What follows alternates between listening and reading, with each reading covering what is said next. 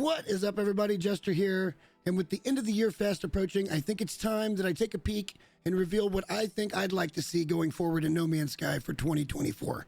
Just a few things off the cuff that I've been wanting to talk about for a little bit, but we're also going to offer up some solutions. So it's not just negativity whatsoever, because I don't believe in just being overly negative and bashing. I feel like you should always give some type of supportive message when being critical of anything. With that being said, we got a lot to talk about, so let's get right into it.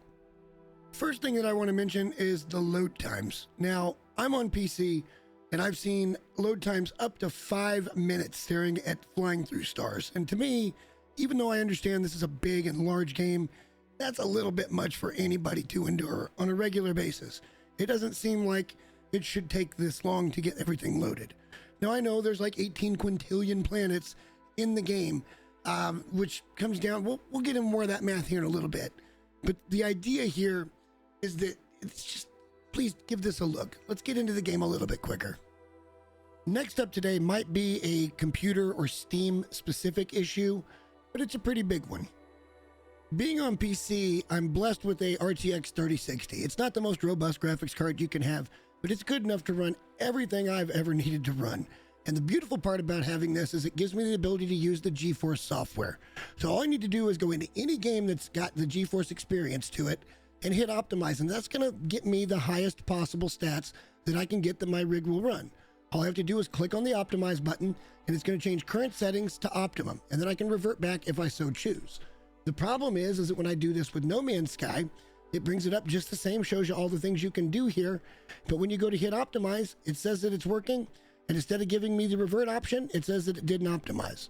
So there's some type of problem that Hello Games is not working with the different software companies, and this is the only game that does this on the GeForce Experience. It's the only one that won't let me optimize my settings.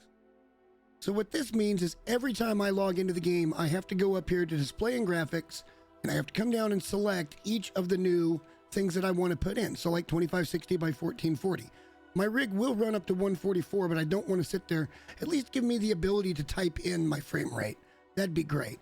The bigger issue, though, is TAA. It always defaults to TAA when it should be on DLSS. And then I have to come down and get rid of the motion blur because I'm really just not a fan of the way that looks, especially while recording.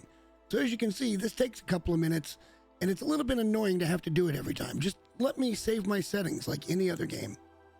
Now, the next issue is a pretty big one for me because it's what made me take a 2.5-year break from this game, and that's going to be Diminishing Returns.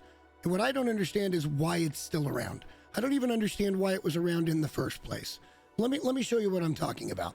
If you go into your options and you go down to the difficulty setting, you can now change all of these different things on any preset. Heck, you can even take a normal save and make it permadeath. You can do any of those things now.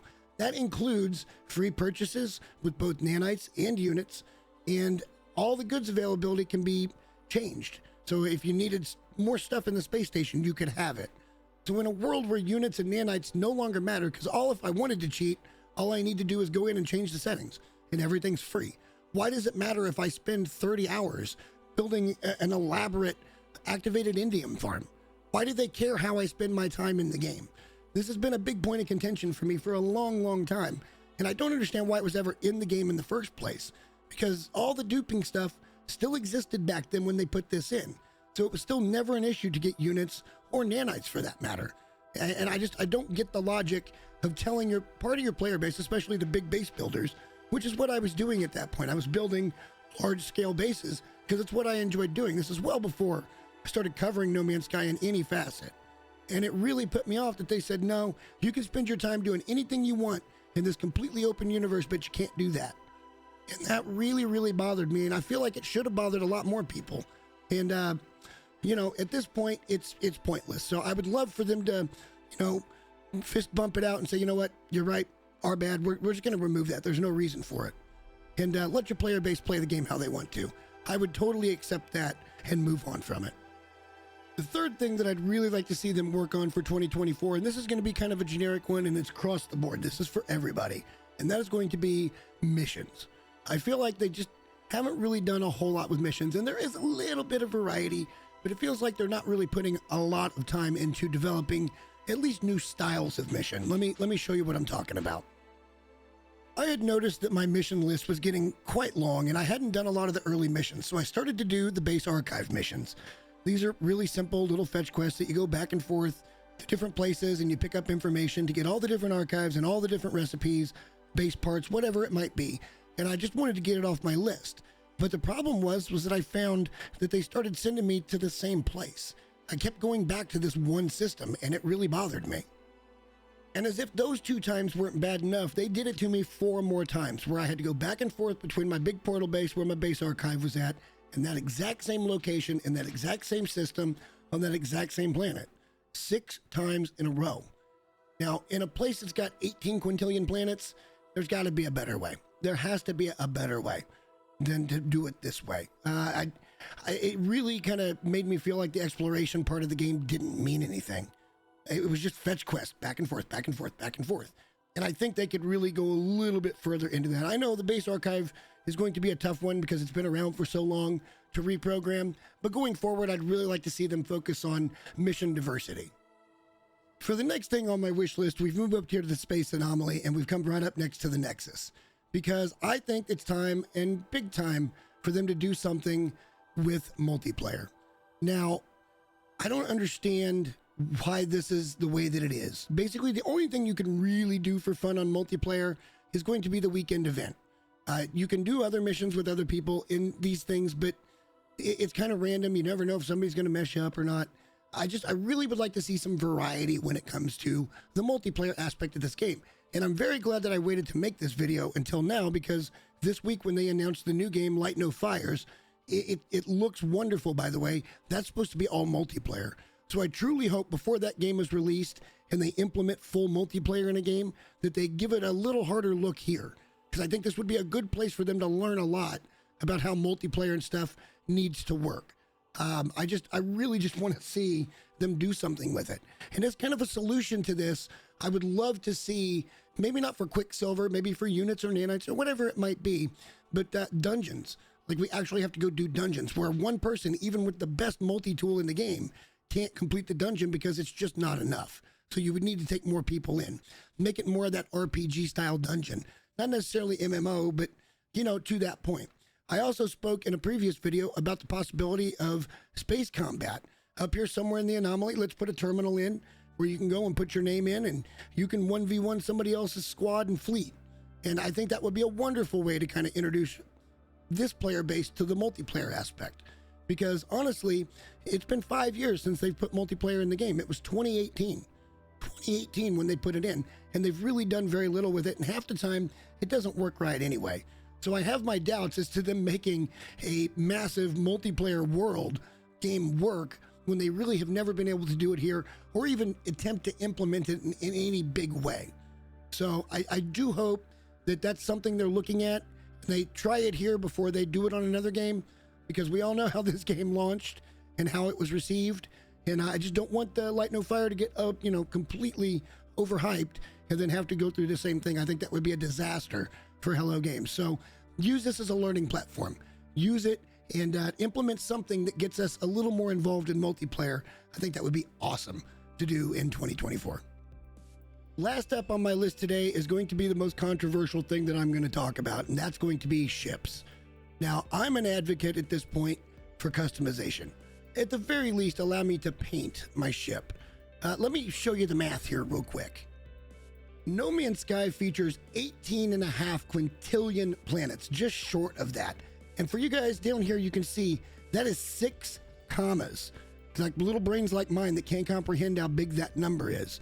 So the truth of the matter is, if you go into a calculator and you put in 18 and as many zeros as my calculator will hold, it is 1, 2, 3, 4, only 5. So we're still 3 whole numbers away from being where we need to be. So let's just say that each system averages 6 planets, which it doesn't, but let's say that it does. And we equals that out. That is still this million. That's 300, is that trillion? That is 300 trillion possible systems that you would have to search through to find that perfect ship in the perfect color with the perfect thing. Now, I don't know if any of you guys have got that kind of time, but I think somebody estimated it, that it was like 356 billion years if a million people played concurrently all day, all the time.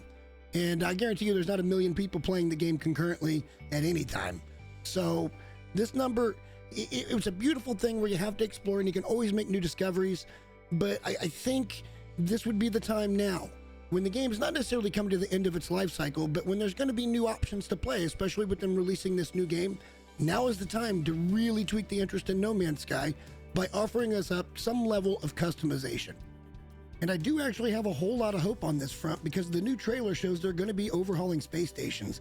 And that means they could put in a kiosk that sells parts or maybe even a ship customization terminal.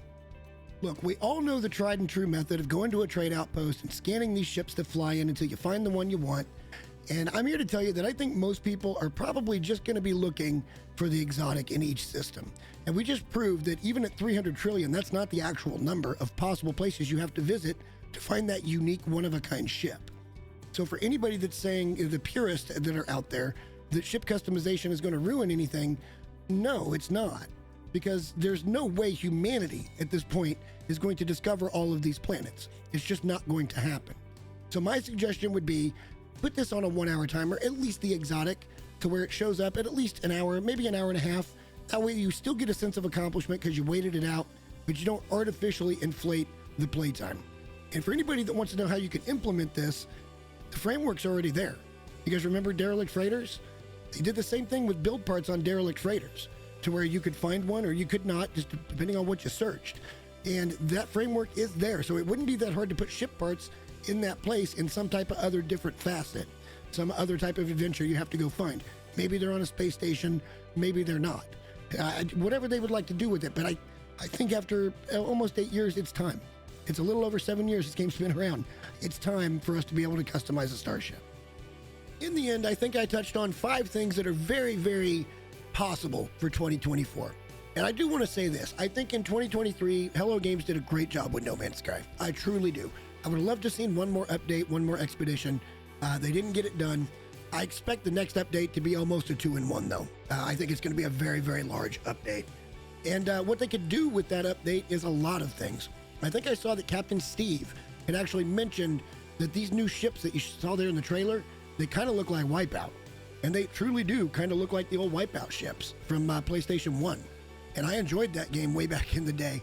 So this could be a prelude to No Man's Sky Racing, which could possibly be ship customization, at least in that genre, to where you can customize your racer a little bit, and it would touch on multiplayer. So this is a lot of the things we were just talking about that are extremely possible with this space station overhaul and the showing of that new ship. Now, it could turn out that ship is nothing more than the expedition reward for when that comes out. And we're going to have to wait till probably mid-February to find out what exactly is all into that. As you guys know, I'm not really a news channel. I kind of look at like the game science and the way things should work versus the way they do work, because that's kind of my cup of tea. But I love watching other YouTubers and the speculation and the things that it could possibly be. And hopefully we hit on some of them, because I'd love to see it in 2024. If you guys like this kind of stuff, subscribe to the channel because we got tons more, and like the video, would you? It helps a ton. Till next time, guys, thank you so much for watching, and we'll see you soon. Bye.